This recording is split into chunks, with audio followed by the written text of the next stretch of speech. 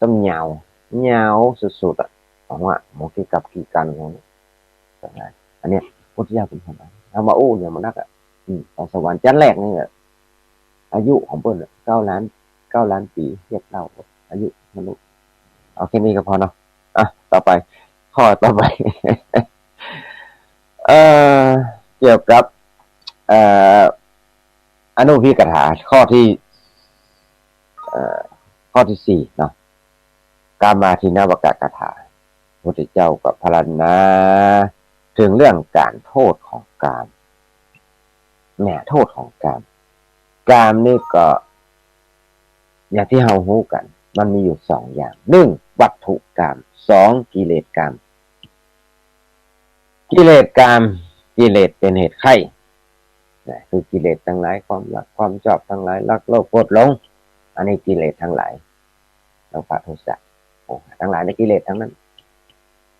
อืมแล้วก็วัตถุกามบ่วัตถุกามวัตถุเป็นเหตุไข้วัตถุอะไรอย่างที่มันจับต้องได้เป็นบ้านเป็นเฮือนเป็นรถเป็นเครื่องใจไม้ซอยอย่างต่างๆเป็นวัตถุกามทั้งนั้นแหละบ้านเฮือนทั้งหลายมันชอบติดใจในบ้านติดใจในลูกติดสินในรถติดเสียงในพุทธะสัมผัสอารมณ์ทั้งหลายอืมชอบใจรูปร่างหน้าตาผิวพรรณชอบเสียงเนี่ยชอบบ้านชอบรถชอบจองชอบอะไรนี่เป็นวัตถุทั้งนั้นอย่างนั้น2 อย่างวัตถุการเปลี่ยนแปลงอันนี้โทษของมัน อันนี้2 อย่างพระพุทธองค์บอกว่ากามทั้งหลายมีสุขน้อยมีทุกข์นักนะความสุขมันนกทุกข์ความสุขมันมีน้อยเดียวดูแล้ว ความสุขมันมีน้อยเดียวทุกข์มันนักมีความคับแค้นนักเนี่ยเพราะว่ากามนี้มีแต่โทษที่เราบาหันเพราะเรามีโมหะเพราะเราไปหลงสังเกตได้เป็นข่าวโอ้แย่งทรัพย์สมบัติการฆ่ากันแย่งผัวแย่งเมียแย่งมันยกใจโอ้สับปะนะมันพอดูนะฮะมันความจริงแล้วมันมีความสุขตรงไหนถ้าเราคิดพิจารณาดูแล้วกับที่ชีวิตที่เราผ่านมา ที่เราผ่านมาเนี่ยมันสุขนักหรือว่าน้อยนักมีสุขความทุกข์นักหรือว่าน้อยนักกว่ากันนำมาคิดดูคิดพิจารณาดูท่านผู้ฟังทั้งหลายท่านพระอาจารย์เรามาคิดพิจารณาดูก่อนอย่ามาตุกแตะตุกว่าแน่ก็มาหันไปว่าแล้วโอ้อย่ามาสุกแตะสุกว่านี่มีใครว่าเพราะว่าแน่ก็มีใครพ่อฟังสุกมาตลอดชีวิตไม่เคยตุกเลยมีก่อนมันก็อย่างใดอย่างหนึ่งอ่ะเออมันเกิดก็เป็นทุกข์เราเกิดมาอ่ะไข้หัวค่าก่อนเกิดลูกมีว่ะคนที่เกิดอ่ะเออการเกิดก็เป็นทุกข์เกิดมาไข้หัวค่าออกมาไข้หัวเนี่ยมีว่ะนอนไข้หัวเนี่ยว่าคนที่เกิดเราแม่มันเนาะตอนเกิดมาไข้หัวมีว่ะนี่สุขที่ไหนเราคิดว่าดีนะแล้วก็มันสุขไม่เดียวเออเออเกิดก็เป็นทุกข์แก่ก็เป็นทุกข์เจ็บก็เป็นทุกข์ใครมีใครกล้าที่มาแบบมาเข้าห้องยานี่ใครบอกเคยเมื่อยบอกเคยไข้มีก่อนโอ้ถ้ามันแบบมีเคยมามีมูนี่เนี่ยบอกเคยมามีไข้มีเนี่ยนะโอ้ว่าแสดงว่าบุญนักเกอ่าถ้าว่าบุญนักเกแสดงว่าทำบุญทำกุศลเลยนะอืมพระพุทธองค์บอกว่ามันมีสุขน้อยมีทุกข์นักมีความคับแค้นนักกามนี้ก็มีโทษนะถ้าตะกี้ก็บอกว่าสวรรค์เนี่ยมันมีความสุขนักจริงๆอ่ะก็ยังมีทุกข์อยู่มันก็ยังมีหมดเสี่ยงมันมีเสี่ยงมีอย่างอยู่เนี่ยซึ่งสวรรค์ก็ยังหมดอายุเนาะถึง9 ล้านปีก็ตามเด็กก็ยังหมดอยู่ได้จากสวรรค์ก็ยังมาตกนรกห้องก็มีแต่แล้วแต่ใครจะไปทำจะใดอืมบางทีขึ้นสวรรค์ก่อนมาตกนรกตรงมาลุนก็มีบางคนก็ตกนรกมาลุนขึ้นสวรรค์มาลุนก็มีเนาะตกนรกก่อนเนี่ย มันมีทางนั้นแหละมันอยู่ที่กุศลกรรมหรืออกุศลกรรมของเราที่เราเคยทำไว้ อืมสวรรค์เป็ดที่เนี่ยลื่นลมก็จริงแต่มันก็มายั่งยืนเจ้ะนะอ่าเนี่ยคนว่าราคะความกำลัดพอใจก็ยังมีนะเนี่ยคนเราว่ากามาทินวะและอาทินวะแปลว่าโทษของมันนะถ้ามาโทษของการวัตถุกรรมเนี่ยวัตถุกรรมรูปเสียงกินรสโผฏฐัพพะเนี่ยเป็นวัตถุกรรมกิเลสกรรมก็คือตัณหาสามนะว่าตัณหาวิภวตัณหาวิภวตัณหานี่แหละเนาะที่เขาได้ฟังได้สวดที่ว่าเสยยาทีทางกรรมตัณหาภวตัณหาวิภวตัณหาเป็นเหตุให้เกิดทุกข์คือสมุทัยนั่นเองเนี่ยอันนี้มันก็เลื่อเชื่อมกันหมดทั้งองค์สมุทมาสมุทเจ้าถึงองค์เตศเป็นเตศมันไปตามลำดับอย่างเนี้ย นะจากกรรมเนี่ยโทษมันนะคนว่ามันเป็นลามกเป็นของเลวพระองค์ว่าแต่เฮาก็ว่ายังเป็นของดีอยู่ ปัญญาว่ามันกิเลสมันบังตาโมหะมันบังตานะกิเลสมันบังใจพอเฮามาหันมันพอเฮามันมีปัญญาในอย่างรู้หันเนี่ยเอาบุตุชนน่ะมาไปหลงคลองอยู่เนี่ยพระองค์นั้นบอกว่าโทษมันมีเนอคนโทษมันนักเป็นเครื่องเศร้าหมองเพราะว่านะกรรมมันเป็นกิเลสสั่งกิเลสเป็นเครื่องเศร้าหมองทั้งหลายความเศร้าหมองความเดือดร้อนความถูกเบียดเบียนพุทธเจ้าตรัสว่ากรรมทั้งหลายเป็นของเรียวเป็นของชาวบ้านชาวบ้านมีชาวบ้านชาวเรือนชาวเรือนทั้งหลายเป็นของปุถุชนไม่ใช่ของพระอริยะถ้าพายอยากจะเป็นพระอริยะก็ต้องบ่มีพวกนี้ต้องหันโทษของกรรมมาประกอบด้วยประโยชน์อย่างต่างๆแล้วก็ประการที่ห้าพระองค์ทรงแสดงเรื่องเนกขัมมะเนกขัมมานิสังสากถาถึงอานิสงส์ของการออกจากกรรมอานิสงส์ของการออกจากกรรมคนเขาว่าเนกขัมมานิสังสากถาเมื่อกล่าวถึงโทษของกรรมแล้วก็เลยอู้ถึงอานิสงส์กันออกจากกรรมคือเนกขัมมะคือการออกบวชมรูเนี่ยเนกขัมมะคือการออกปลีกออกเนกขัมมะปลีกออกจากกรรม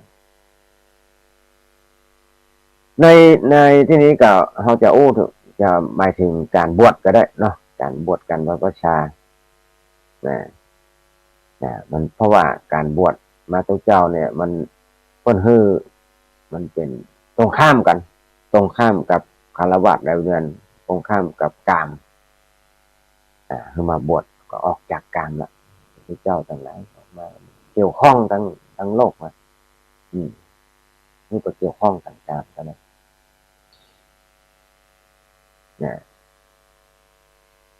โทษของกามต่างหลายมีประมาณเท่าใดกันนะอานิสงส์การออกจากกามก็มีเท่านั้นโทษมันมีเท่าใดโทษมันมีนักขนาดไหนผมว่าถ้าออกมามันก็มีอานิสงส์เท่านั้นพระเจ้าว่าอันแล้วเนาะการอานิสงส์การออกจากกามก็คือการออกบวชนี่แหละเนาะมีนักเหมือนกันมันก็คนเขาว่ามันบาคับแคบบาเศร้าหมองออกจากกามแล้วก็ออกจากกามทั้งหลายหรือว่ากามสัญญาคือความจำเรื่องความเรื่องกามทั้งหลายออกจากกามมาวิตกเมื่อก็ไปนึกห่วงพะวงบ้านหาจ้องหาไร่หานะหาสวนเนี่ยถ้าเขาออกมาแล้วก็ต้องไปพะวงถึงละตัดออกจากต่างโลกละเนี่ยเราออกมาบวชแล้วไม่ขมะแล้วนะก็ต้องคือตัดอย่างนั้นน่ะคือตัดออกจากกามคือตัดออกจากต่างโลก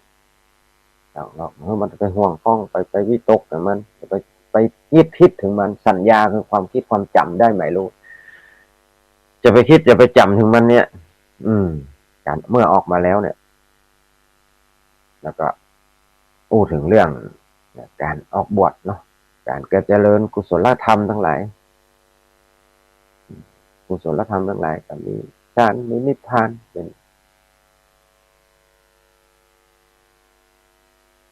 อันนี้ส่งโทษของกามกับอันนี้ส่งการออกจากกามนี่เพิ่นว่าเป็นแนวทางเป็นมรรคเป็นแนวทางที่จะเข้าไปสู่นิพพานได้ที่สุดได้เวยที่สุดนะได้เวยที่สุดนะได้เวยที่สุดนั่นแหละ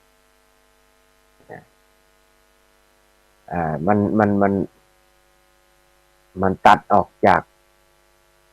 กิเลสมีราคะทั้งหลายละนะเป็นทางที่พระอริยะเจ้าทั้งหลายถ้าเป็นทางอริยมรรคเป็นทางที่ประเสริฐละการหันโทษของกามแล้วก็การออกจากกามนี่นะอันนี้เป็นของอริยะละแต่ว่าเมื่อเราเป็นปุถุชนคนธรรมดาทั้งหลายเป็นเจ้าบ้านอยู่ก็ยังหมกมุ่นอยู่ในกิเลสกามก็ดีวัตถุกามก็ดีก็ต้องเข้าใจนะธรรมะของชาวบ้านมันเลยการประพฤติตนครองตนเป็นฆราวาสคารวะเจ้าเรือนต้องทำอย่างใดมีศีล5ศีล8มีธรรมอย่างพ้อง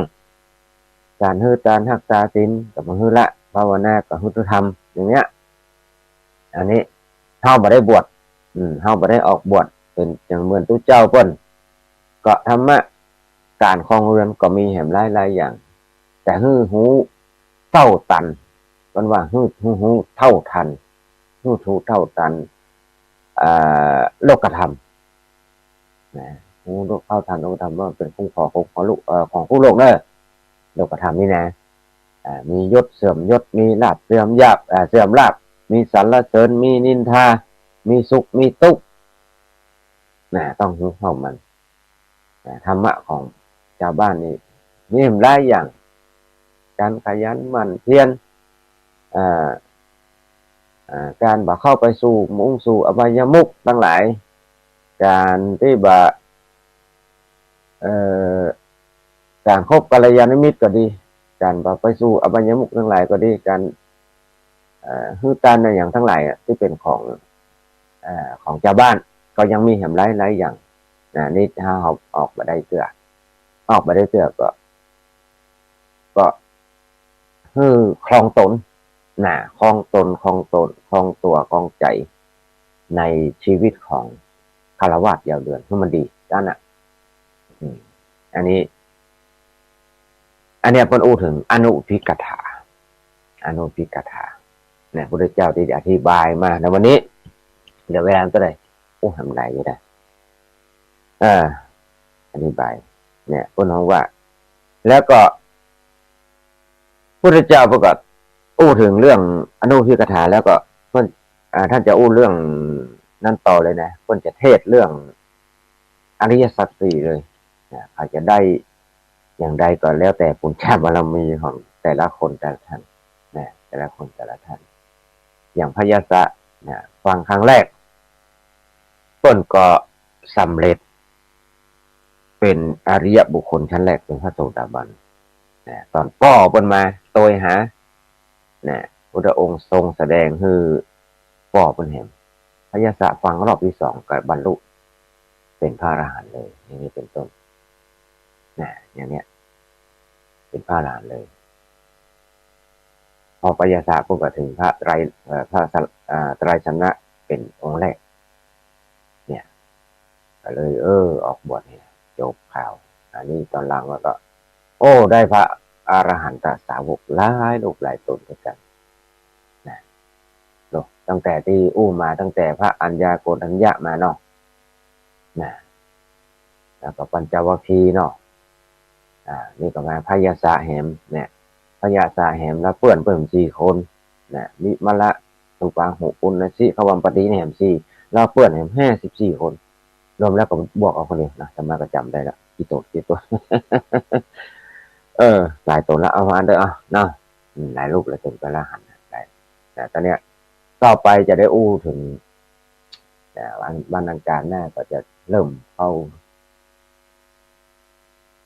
อลูเวลกัสปะเนาะอลูเวลกัสปะแต่ความจริงมันมีประวัติของโมดทุกคนเนี่ยเปื่อนถึง54ก็มีในพระวิมลสุปาหุปุณชิพระบรมปฏิเนี่ยก็มีประวัติเหมือนกันแต่ว่าประวัติมันยาวอันที่มันสำคัญแล้วกันสำคัญอันที่สำคัญพระที่มีบริวารนักพระเจ้าท่านจะมุ่งไปที่บริวารนักพอได้ทีเดียวหรอได้ถึงหมดเนี่ยต้องได้กรรมเดียวหรอยังไปโปรดยังโปรดพระโปรดยศกุลบุตรนี่แหละ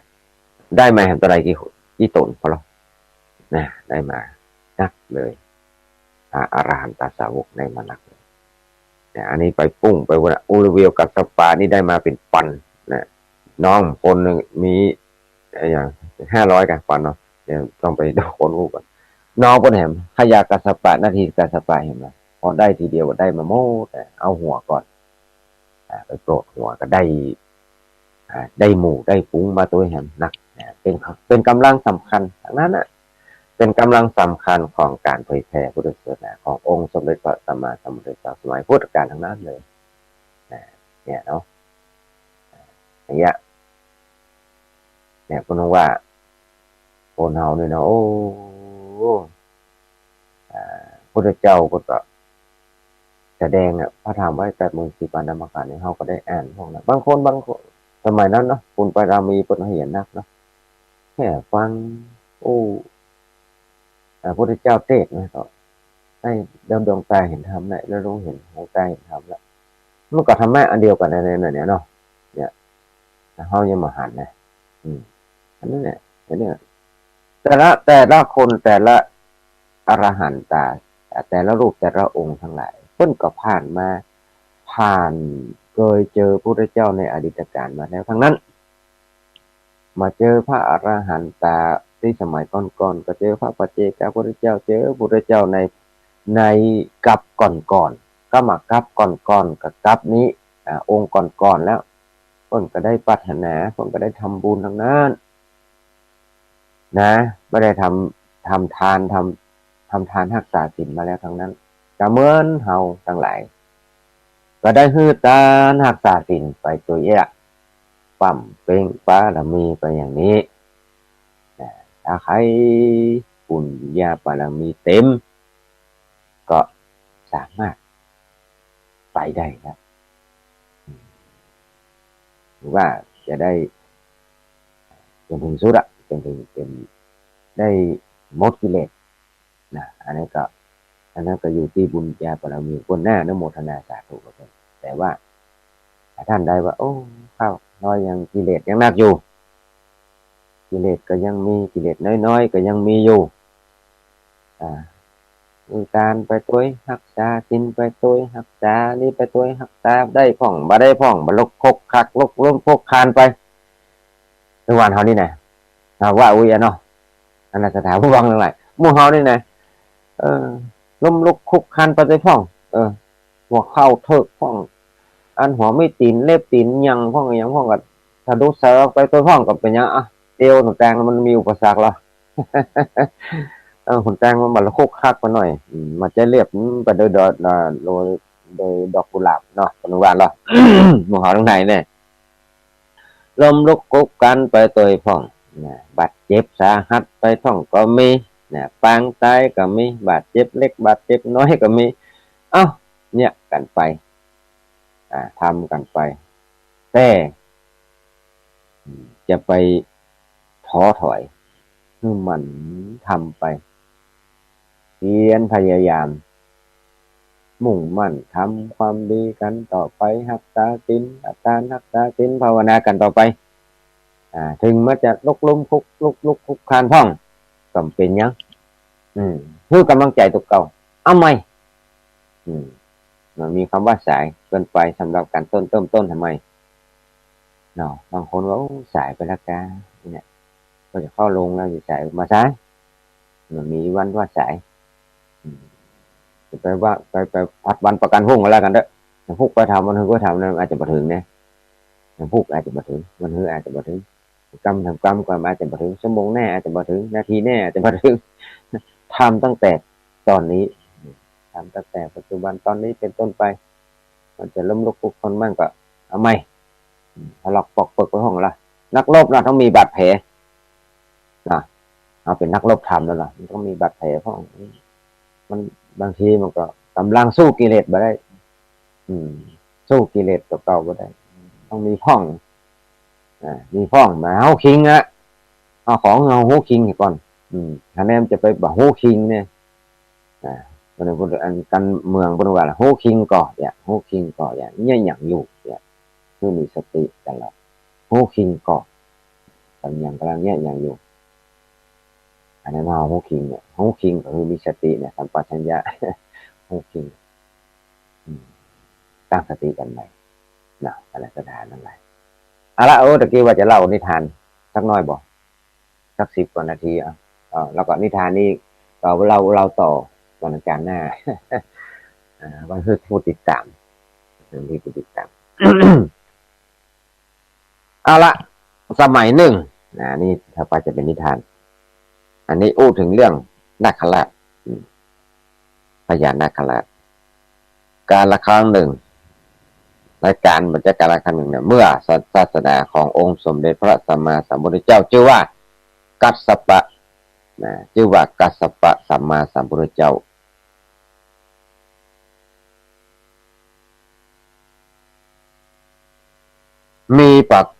มีมนุษย์คนหนึ่งเป็นคนมีศรัทธาอยากปรารถนาอยากจะเอาตัวเก่ามันออกจากทุกข์ชีวิตนี่มันทุกข์ในทุกข์ในวัฏสงสารนี่มันทุกข์แต่นั่นเนาะมีศรัทธาอยากจะให้บวชว่านั่นเนาะอยากจะบวชก็เลยสละทรัพย์สมบัติทรัพย์เงินเรือนทั้งหลายบ้านเรือนของตัวเก่าออกมาบวชในเป็นตุเจ้าเป็นสมณะในพระพุทธศาสนาแล้วก็เมื่อบวชแล้วก็ตั้งหน้าตั้งตาบำเพ็ญสมณธรรมวันหนึ่งก็มีความประสงค์จะเดินทางไปที่สงบเงียบในป่าใหญ่ใครไปบำเพ็ญในป่าใหญ่ที่มันสงบเพื่อจะสะดวกแก่การบำเพ็ญภาวนากรรมฐานจึงขี่เรือจึงโดยสารจึงโดยสารเรือไปตามแม่น้ำไปในขณะที่เรือเล่นไปท่านก็ได้เอามือประจับใบตะไคร่น้ำเอามือลาน้ำเข้าไปเนาะตะไคร่น้ำให้ที่เตาเนาะซึ่งอยู่ที่หิมฝั่งตะไคร่น้ำนี่เนี่ยเผื่อตัวไปเอามือไปพอตะไคร่น้ำนั้นติดมือไหมนะก็เลยโหสติเลยกำแล้วอาบัติละเลยผิดศีลเป็นอาบัติละก็นี่เพราะว่ามีพุทธเจ้าห้ามไปมาฮือพิสูจน์ในศาสนานี้ภาคของเขียวล่ะพระเจ้านี่เป็นภาคของเขียวฟันต้นไม้ได้บ่ได้ภาคของเขียวผิดศีลนี่ก็ตัดต้นไม้บ่ได้นะพระเจ้าแต่ท่านก็มีจิตคิดประมาทว่าก็เลยคิดว่าอาบัติที่ล่วงพระพุทธบัญญัติเพียงเล็กน้อยแค่นี้แค่ตะไคร่น้ำติดมือแต่อีบ่พุ่งเป็นยังไงท่านก็คิดว่านะก็เลยว่าสนใจที่ไปแสดงอาบัติบอกว่าแสดงอาบัติแก่ทุกเจ้าทุกใดต่อก่อนนะครับเพิ่นทุกเจ้าเขาก็จะปรงอาบัติกันแล้วเนาะเมื่อลงจากเรือแล้วก็เข้าไปป่าใหญ่ไปหาละเทาะที่มันมองกับการบำเพ็ญเพียรบำเพ็ญสมถะพอเจอแล้วก็เลยตั้งหน้าตั้งตาบำเพ็ญสมถะตามที่คิดไว้ตามที่ตั้งใจไว้ตั้งหน้าบำเพ็ญสมถะในป่านั้นมีความอุตสาหะพยายาม บำเพ็ญอยู่หั่นน่ะ20,000 ปี20,000 ปีตามอายุของมนุษย์สมัยนั้นนะสมัยพระเจ้ากัสสปะพระเจ้านี่คนอายุ20,000 ปีกันนะ20,000 ปีอายุนั้นแต่ก็ไม่สามารถที่จะบรรลุธรรมได้เลยนะบรรลุธรรมอย่างหนึ่งอย่างใดหนึ่งเพราะว่าวาสนาบารมีของท่านยังบ่แก่กล้าเนาะเอาว่าอย่างละยังบ่แก่กล้าบริบูรณ์ตัวในขณะที่ผู้เอ่อตุเจ้าท่านคนเนี้ยตุเจ้าองค์เนี้ยมีความพยายามบำเพ็ญสมณธรรมอย่างนั้นจนนุ่มนะตั้งแต่นุ่มจนเฒ่าน่ะเข้าไปสู่เอ่อไปสู่เมืองพญานาคแล้วไปเกิดเป็นพญานาคว่าเนาะไปเกิดเป็นนาคถ้าเมื่อท่านนึกขึ้นได้ว่าเมื่อ20,000 ปีที่ล่วงมาแล้วนะท่านเคยนึกถึงอาบัติปาจิตตีไปเกิดเป็นพญานาคแล้วนะเพราะว่าอย่างกรรมมันที่ว่าได้สร้างได้บำเพ็ญเพียรมาเนี่ยที่ไปทำอาบัติภาคของเขียวเนี่ยแต่ก็ยังเป็นกุศลกรรมอยู่แต่ว่าคนนี้ก็คิดว่าอาบัตินอดเล็กน้อยนะสีเขียวก็นึกจิตไปติดนี่ฮะนี่ไปยึดอีเขียวในน้ำมันเนี่ยมันก็เลยเกิดเป็นพญานาคเนาะเมื่อ20,000 ปีที่กันมาเนี่ยเคยอาบัตินะภาคของเขียวที่เฮาไปเซ็นมาเกิดวิปฏิสารคือมันคิดข้องในใจเนาะเนี่ยที่ก็เลยหันเหมือนตะไคร่น้ำนั่นเนี่ยตอนก็เลยตอนที่คิดอย่างนี้เนี่ย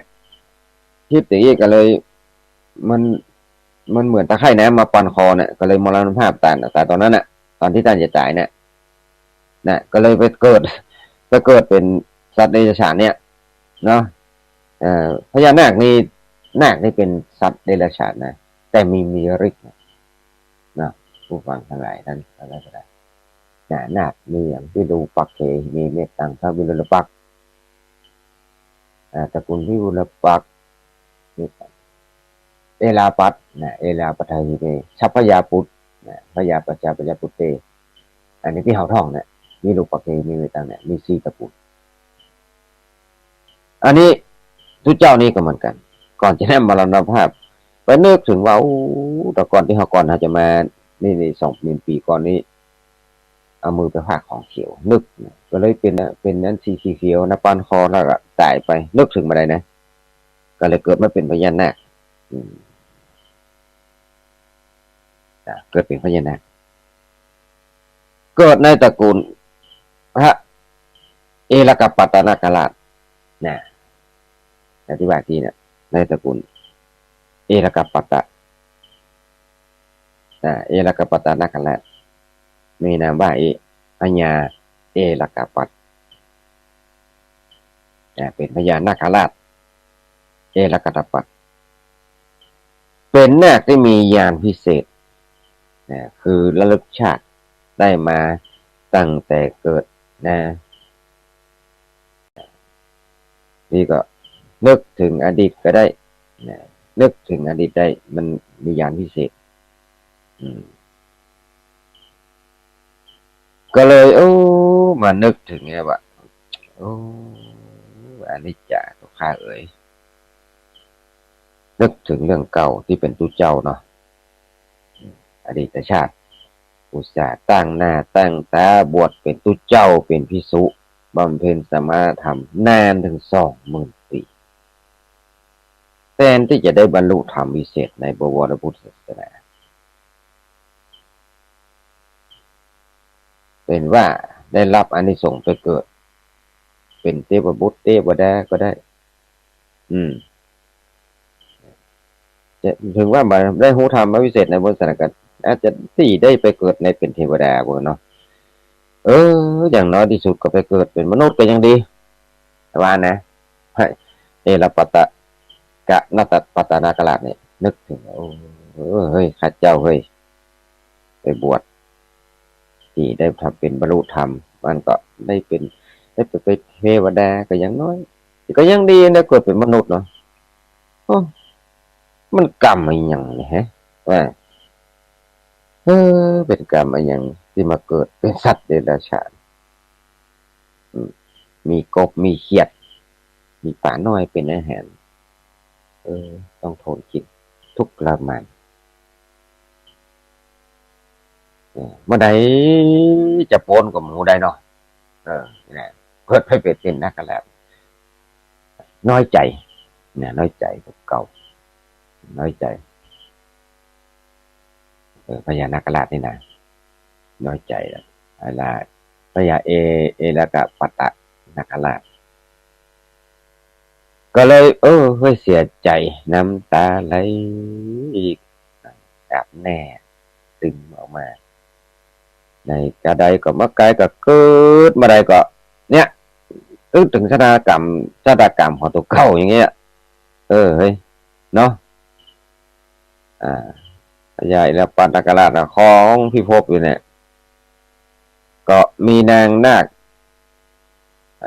มีนางนาคมานวิกา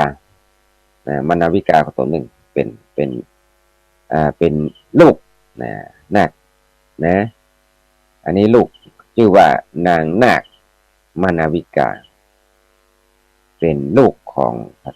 เอรากัตปัตตนาคราชเนี่ยนางนาคนี่เคยเป็นพุทธศาสนิกชนนะเคยได้ฟังธรรมขององค์สมเด็จพระสัมมาสัมพุทธเจ้ามีความประสงค์ใครจะพบใครจะสดับฟังธรรม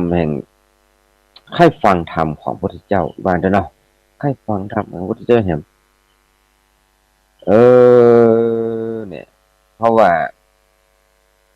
พญาเอรกะปัตตานาคราชเนี่ยเคยฟังธรรมของพระพุทธเจ้าแล้วเคยฟังธรรมเคยอะไรอย่างนั้นนี่เคยเลยอยากจะนึกถึงอยากจะฟังธรรมอยากจะฟังธรรมพระเจ้าก็เลยให้ลูกตัวเก่าเนี่ยเนาะเลยแต่งเพลงให้ลูกแต่งเพลงให้ลูกนางนาคเนี่ยมานวิกาเนี่ยซึ่งเป็นลูกเนี่ยแต่งเพลงให้ในเวลาขึ้น15 ค่ำพ่องนะเมื่อมันคล้องมาห้องข้องแล้วบอกก็ขึ้น15 ค่ำก็ปาลูกตัวเก่าเนี่ยลูกนาคตัวเก่านะนางธิดานี่นะนางนาคมานวิกาเนี่ยเข้ามาที่เมืองมนุษย์ที่เมืองคงคาแล้วก็แผ่พังพานใหญ่อยู่ในแม่น้ำฮั่นคือนางนาคนี่ลูกที่เป็นลูกสาวเนี่ยแปลงกายเป็นมนุษย์ไม่ยิงคนงามแน่เป็นมนุษย์นะคือนางนาคลูกของนางมานวิกาลูกนาคนี่นะแปลงรูปร่างเป็นมนุษย์งามมายืนห้องเพลงยืนห้องเพลงอยู่บนพังพานของตัวเก่าฮั่นเสียงมุ่นหนักในห้องเพลงนะในเพลงนี่มันที่เพลงคำร้องมันมีเนื้อธรรมเป็นปัญหาว่าเป็นผู้ใหญ่อย่างไรหนอจึงได้ชื่อว่าเป็นพระราชาที่เพลงนั่นนะมันมาความหมายเป็นว่าพระผู้ใหญ่เป็นผู้ใหญ่อย่างไรหนอจึงได้ชื่อว่าเป็นพระราชาพระราชาเช่นไรหนอได้ชื่อว่าเป็นได้ชื่อว่าพระเศียรเตรียมไปด้วยธุลีพระราชาอย่างไรเล่าหนอได้ชื่อว่าปราศจากธุลีผู้ที่ถูกเรียกว่าคนพาลมีพฤติการอย่างไรอันนี้มันเป็นคำถามเป็นคนใหญ่อย่างใดฮะผู้ใหญ่อย่างใดที่ว่าที่ได้ว่าเป็นพระราชาเนี่ยพระราชาอย่างใดที่ว่าจะเป็นผู้ใหญ่อย่างใดเนี่ยพระราชาอย่างใดที่ว่าหัวมีก้าขี้ฝุ่นเนี่ยแล้วก็พระราชาอย่างใดที่ว่าหัวมันมีขี้ฝุ่นเนี่ยขี้เปอะมาเนาะแล้วก็คนที่ฮ้องว่าเป็นคนพาลคนบดีคนชั่วเนี่ยจะมีพฤติการการกระทำจะได้พ้องเนี่ยเป็นคำถามเป็นปัญหาอย่างเนี้ย ก็เลยว่าเป็นอันว่าทุกวันพระ15 ค่ำนางนางนาคมานาวิกาก็มาฮ้องเพลงปริศนาธรรมเนี่ยปริศนาเนี่ยเป็นคำถามเนี่ยอยู่ที่ฟังแม่นางคงคาเนี่ยทำให้คนสมัยนั้นก็ เอ๊ะกลับมาฟังเสียงชอบโอ้เสียงมาม่วนเตะม่วนว่าแล้วก็มาพอนางตัวพอรูปร่างของนางก็งามแต่งามว่า เสียงกับม่วนไพเราะสำเนียงไพเราะเพราะเรียงว่าเนี่ยแล้วก็มามีไผแก้ปัญหาอัตธรรมปริศนาที่ในหันใดที่ว่าตะกี้น่ะผู้ใจอย่างใดจะเรียกว่าพระราชาพระยันใดชื่อว่าขี้เปอะเต็มหัวพระราชาเช่นไรชื่อว่าหัวมีขี้เปอะนี่น่ะผู้ที่ถูกเรียกว่าคนพาลคนบดีเนี่ยมีพฤติกรรมอย่างไรนี่น่ะเนี่ยก็มีไผแก้ได้น่ะมีไผแก้ปัญหานี้ได้เนาะมีไผแก้ปัญหาได้เอาละอันนี้ปัญหานี่มันจะว่าอย่างไรเอาไว้แก้ปัญหาพุทธฉาเป็นคำถามวิสัชนาตอบเอาไว้คราวหน้า คนใหญ่จะได้ชื่อว่าเป็นพระราชาและพระราชาอย่างใด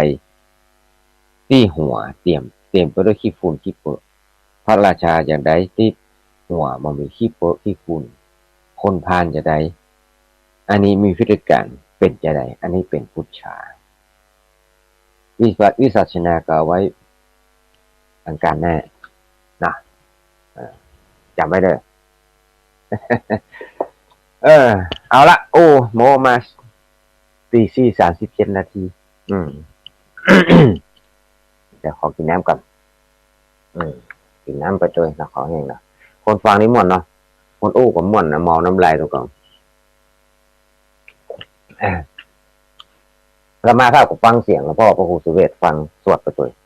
เนี่ยมาจากกับประวัตินสูตรแล้วมาเจ้านี่สวดเจตตำนานสวดทุกบทละตั้งแต่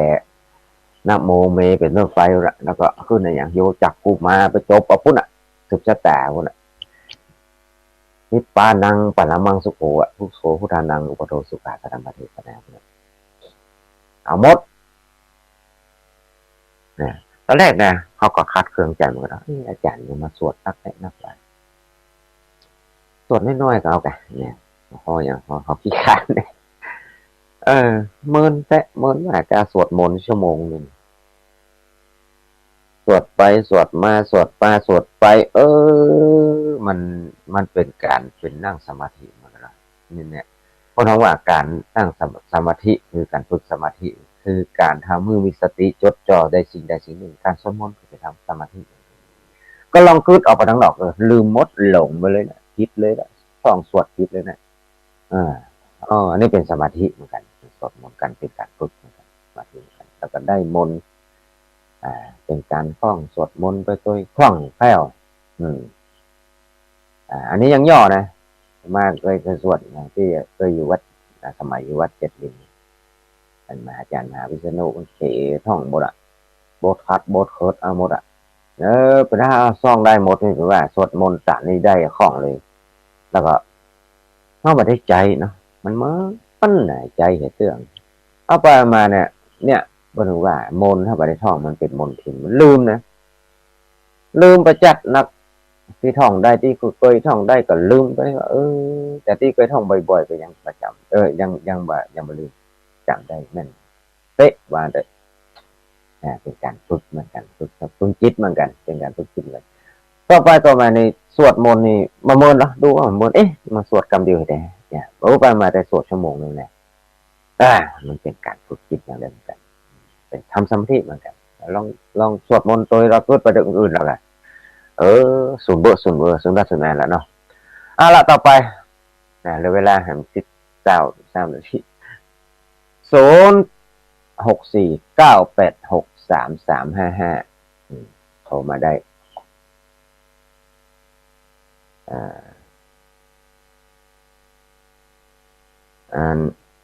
ในที่ฟังทำฟังอยู่ในเฟซในไลน์เนี่ยก็มีหลายคนแม่กรกำมลฟังแล้วรู้สึกดีแม่กรกำมลก็เมื่อยายติ๋มนะ ยายแม่แดงอัมพรผาพวกผาอย่างก็คนว่าถ่ายก็คุณแบบว่าผาพวกอยู่นั่นนะแม่ทองคำที่วงคำก็ฟังอยู่แม่สมศรีจุมบักแก้วเนี่ย919นี่อันนี้แม่อ่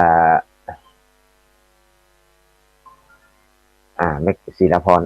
ฮัลโหลเจริญพรเจ้าแก้วภาษาเจ้าทุรู้ไม่แต่มีบุญวันนั้นเด้อมีกะขึ้นมามีลมหายใจได้ฟังทำได้ไหวพระได้ฟังนิทานกับตุลุงตั้งแต่เจ้ามาแล้วเนอะเจ้าทุรู้แม่สุกแก้วแล้วเป็นแฟนคลับเราเด้อบ่ใช่เนอะรู้สึกว่าอาการแล้วนี่หายไปเนอะอาการนั่นแล้วมันโทรแบบตีเจ้าโอ้โอเคฟังอยู่แต่มีแม่แม่อย่างคนนะโทรมาคนฟังกันหน้ากันหลายนะทุรู้จนวันก่อนก็เพิ่นข้างๆน่ะข้างๆบ้านน่ะบ้านอย่างว่ารู้ปะละบ้านอะไรอย่างแถวนั้นน่ะบ้านศรีละพรศรีเตี้ยศรีเจริญอันนั้นศรีปทุมเดี่ยวไรแก้วโดยแดนพูนเพิ่นฟังกันทุกคนนะเจ้าดีหลายสาธุเจริญพรจากค่อยสาธุทุรู้มีสาระประโยชน์มากหลายเด้อสาธุจากค่อยสาธุเจ้าละโอเคเจ้าแม่สุกแก้วแม่สุกแก้วศิลาพรเนาะเดี๋ยวเนี่ยอยู่ใกล้ๆกันนี่บ่ได้เมื่อกี้ก็ลืมจวนแล้วกระถินเนอะมาเนอะก็ต้องมาเจอกันให้ได้เลยแล้วใกล้นี่มานี่ยุ่งเลยจะบุกไปถึงบ้านเนาะละ0649863355ทางใดมาโทรแหมห้องงานกฐินเนาะวันที่8เนอะคณะสถาน18พฤศจิกายนพุทธศักราช2566กันอยู่ใกล้ๆกันมาเจอกันมาทำบุญกับมาเจอตัวลุงเชื่อกับอาจารย์เชื่อกันมาให้หันแน่หันตากำลำไยมาเห็นปุ้งกับพอใจละดีใจละลำไยมาหวานแล้วไปได้ที่เป็นขังเขาเอาอย่างดีเอาพักสักหยอดก็เอาเนาะอย่างก็ได้แล้วแต่เลยเอาฝากต่อไปสายต่อไป5742ฮัลโหลนักสการเจ้าอาจารย์สาธุอันนี้แม่สีเนาะแม่บ่าแม่สีลำปางเพราะว่ามีดลำปางคงบางหนานี่แต่บ่าแม่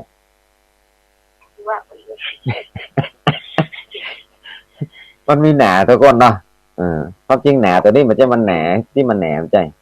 มันโค้งมันบางดีมีลำปางคงบางหนาบางคนนะสาธุเนอะแม่สีเนาะ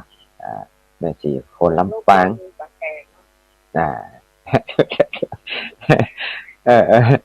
ละถ้าสายต่อไปเนาะแม่สีเนาะเจริญพร750ต่อไปเจริญพรไว้ค่ะเจ้าอันนี้นี่ไผ่มันเสียงหลายนะตู้ลุงจำไผ่ว่าได้ต้องบอกก่อนเป็นนวลเจ้าอันเดี๋ยวต้องนึกก่อนแม่นวลนี่เดี๋ยวอยู่ไหนก่อนเดินเป็นนวลอยู่กับพวกตั้งทางกาแฟหินเทพเทพเสด็จแม่นวลกันโอ้ยก็เชียวพูดตลอดว่าอันอยู่ในที่นอนนู่นน่ะฝนตกเลยแหละก็ยังลืมได้อยู่เนาะตัวมันตกมันหมดแล้วแกเข้าหนาวแล้วเลยแม่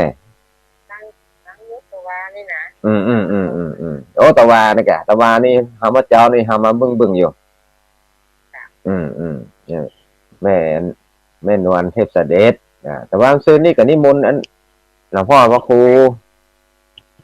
ชลทานพิทักษ์มาเตะในวันพระแล้วนี่แน่เป็นอยู่แม่ของไข่มีห้องไข่ตำบลเทพเสด็จเหมือนกันลูกคนมาจากการประบานไว้หรอกโอ้ยมากินหลายวัดเลยว่าบ้านพวกนี้ที่เจ้าอยู่หรอกตู้แดงเนี่ยคนมาจากการตู้แดงเป็นเจ้าวัดอะไรเนาะ จัดการก็ดีละเดี๋ยวประเดี๋ยวตื้อไปซอทุกเจ้าไปอยู่เนาะแล้วประเดี๋ยวทุกเจ้ามันเคี้ยมเป็นกว่าหรอเนาะไม่อยู่กันได้หรอฮะไม่อยู่กันได้หรอคนจะรีบจะเกียถ้าบุญมีวาสนาส่งก็ได้ไปอยู่เนาะเอาละแม่สินแม่นวลเจริญพรครับบทสายต่อไปแล้วแม่นวลได้สาธุเจริญพร6ไอ้นะ6243นี่ใครเอ่ยเจริญพรโอ้นี่แกตะกี้แม่แก้วศิลาพรแม่สุแก้วศิลาพรนี่มีสุแก้วศรีโพธิ์รามนี่มาแล้ว2แก้วแม่แก้วศิลาพรอันนี้ศิลาพรนี่แม่แก้วอันก็ตะกี้ศิลาพรนี่แม่แก้วอันศรีโพธิ์รามนี่มันอยู่อันดอกสะเกียกาวไหนก็เดี๋ยวก่อนลืมไปแล้วฮะสารปีสารปีตลกนี่ขี้หลงให้ลืมไปเลยได้ผ่านไปเลยได้สาธุได้แม่สุแก้วฟังเนาะดีละตัวลุงจะได้ตัวลุงตุจะได้มีกำลังใจธรรมะสาธุขาดแม่สุแก้วศิลาพรก็กระจบสายต่อไปหลุดไปละนั่นเตอะตะกี้ไผ่เอ้ยโทรมาซ้อแหมแปะละมันมีเนี่ยเนาะ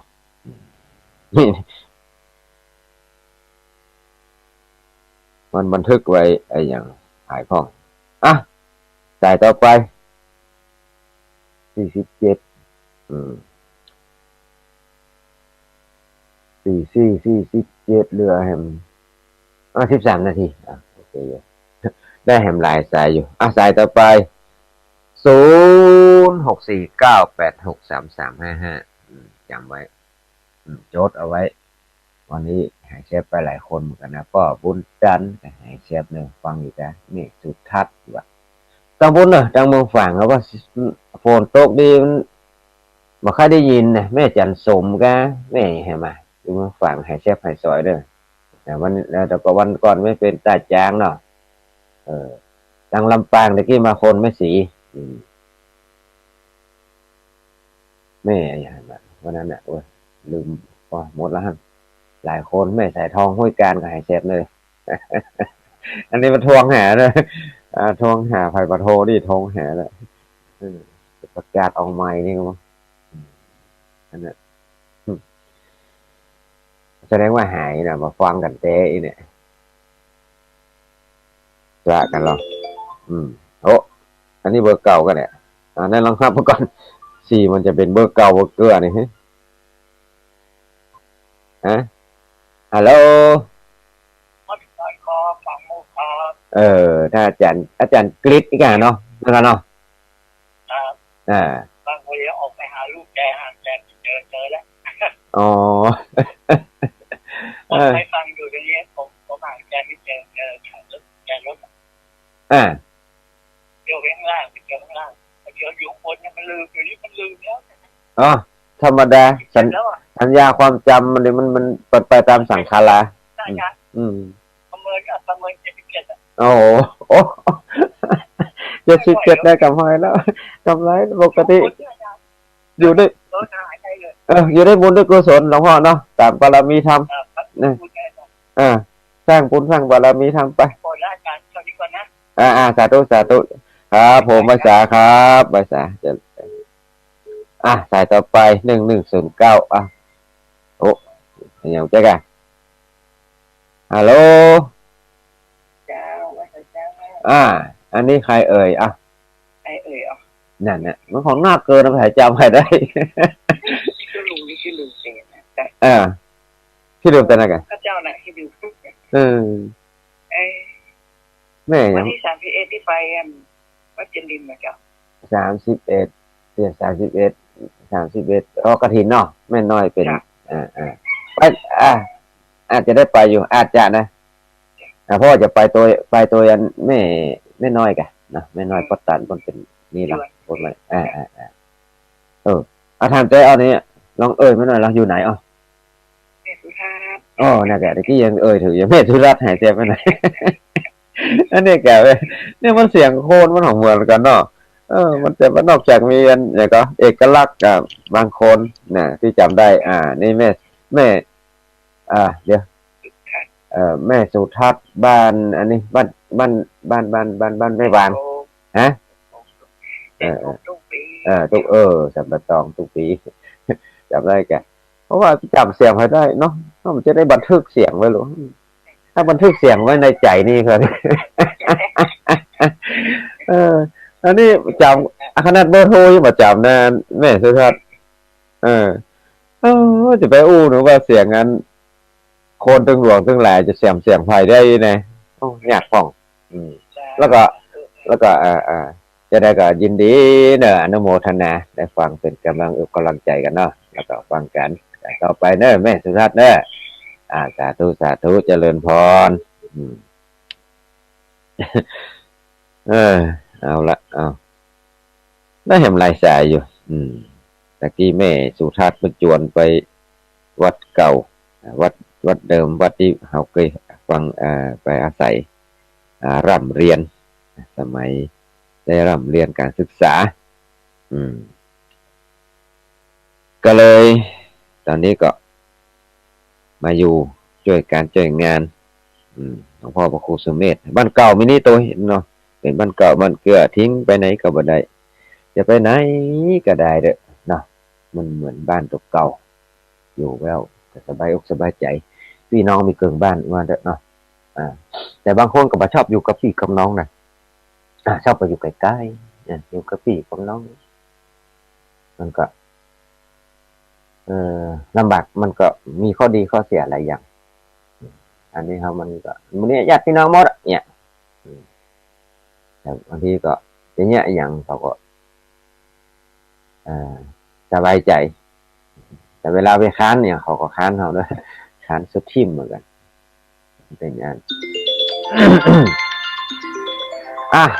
สายต่อไปเจริญพรไว้สาครับลุงที่3แล้วเลยครับพี่น้อยพี่แหนนนานประซื้อบ้านเองนะน้อยแม่เราเข้าเทศกับมันที่ต่อครับเข้าไปฟังแล้วฟังบางคนก็ชอบฟังกันทำแม่นะพ่อแหนนเขาเป็นคนทุกเจ้าเคยเฮียนทำห้ามเฮียนมาก่อนเนาะเขาก็หูฟ้องแล้วบางคนก็ผมสอบใจตั้งใจฟังแบบคือคอมอันที่เขานกเหมือนใจดีครับเราไม่ไข้หัวไปเตยพ่องเล่นไปเตยพ่องบางคนชอบไข้หัวไอ้เราต้องไข้หัวม่วนเลยเราจะไข้หัวเจือนะอีกวันนะไข้หัวล้ำว่าเป็นที่บ้านหัวเนาะสาธุเนอป้อนานประเสริฐบรรณาแดง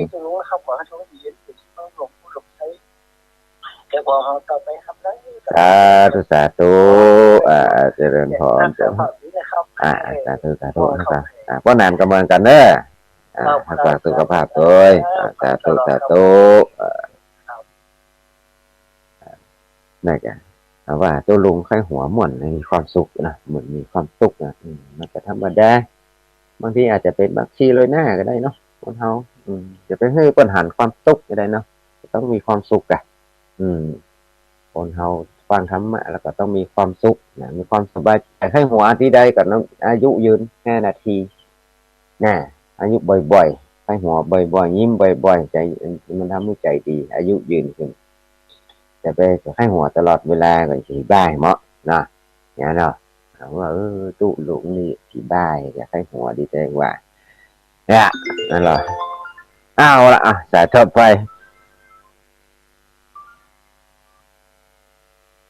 เจริญพรนมัสการค่ะแม่กรกมลเจริญเจริญพรโทรบ่อยๆหน่อยค่ะค่ะเบอร์โทรไหนจ้าบางคนเขาจดไม่ทันเนี้ยค่ะเนาะโอเคได้เลยเนี่ยเสียงแม่กรกมลนี่เอกลักษณ์นี่จำได้แกดูแลสุขภาพด้วยนะคะฝนตกแน่นอนกันนี่เป็นวัดตัวนี้ตัวเจ็บคอเลยไอฝนต้นหนาวอะค่ะเปลี่ยนอากาศมันจะเปลี่ยนแล้ว ใช่ใช่ใช่วันนี้ธรรมะก็ดีอะค่ะ อืม เว้นเอาไว้แล้วก็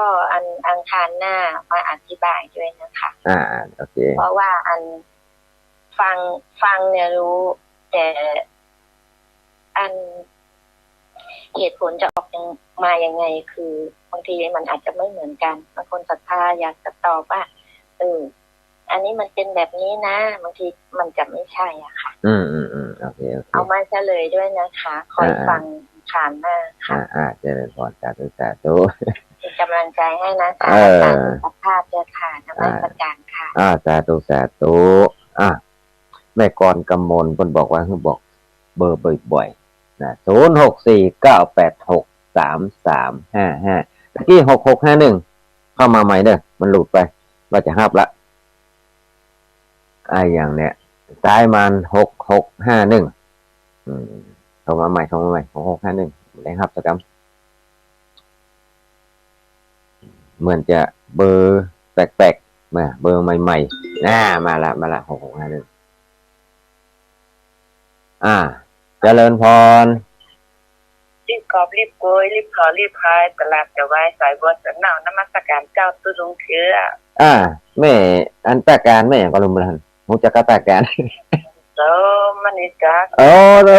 วิธีใช่ซื้อหวยไปหกเลยแม่จันสมมันนี่จักอันปูนบางฝางปูนไม่อายเจ้าไม่อายไม่สาวเนาะ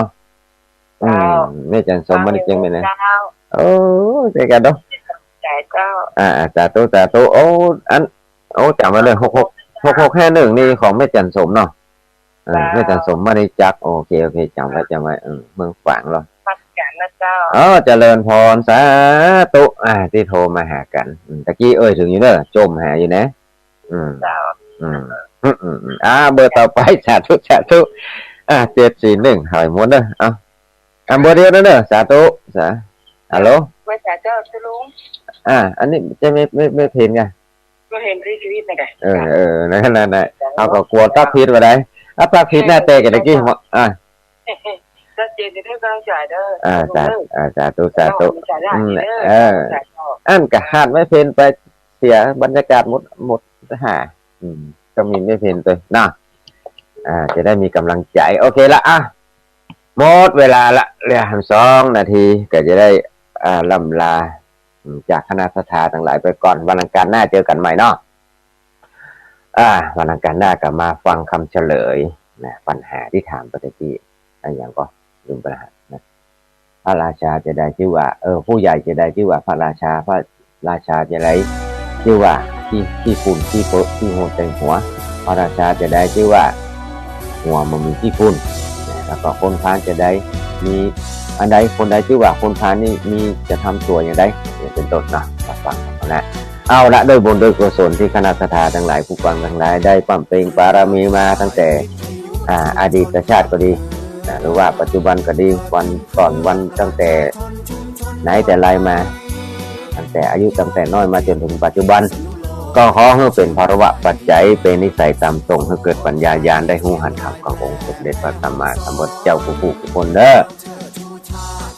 อจัตตารโอธรรมาวัฏันติอายุวันโนสุข